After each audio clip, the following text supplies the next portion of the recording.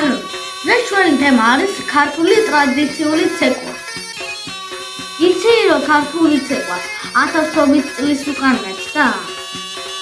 მაშინ ადამიანები ცეკვიდან აღნიშნავდნენ ყველაფერს. როცა მებრძოლები ომიდან ბრუნდებოდნენ, ცეკვით ეუბნებოდნენ ღმერთებს მადლობას. ასე გაჩნდა გმირული ცეკვა ხოლოვი.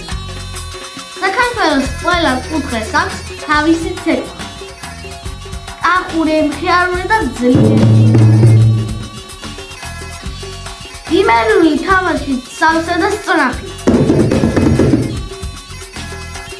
თივლური მებრძოლი და თანამიღი. აჭარული სწრაფი და ქარივით მოძრავი.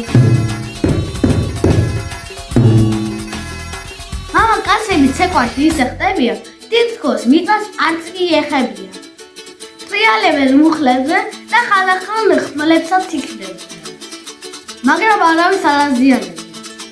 ქალები ისე ნაზად მოძრაობენ, თითქოს ჰაერში ტრიალებენ. ქართული ცეკვა მარტო გასართობი არაა, ის ჩვენი ენაა. მოძრაობთ ჩვენ ყვებით ისტორიას, სიყვარულს, სიძლიერს და ერთობას. ქართული მოცეკვავეები განსაკუთრებულ ტანსაცმელს ატარებენ. გრძელი კავები, თამრები, ჩექმები, კუდები. ყველა მათგანი რაღაცას ნიშნავს. ქალის თავსაფარი სიცოცხლე. კაცის ხვალი სიმამაცეს.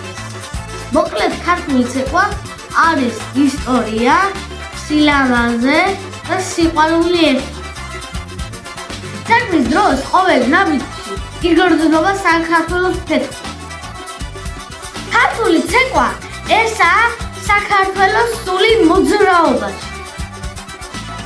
ახლა კი ნახვამდის სცენაზე შევხვდით.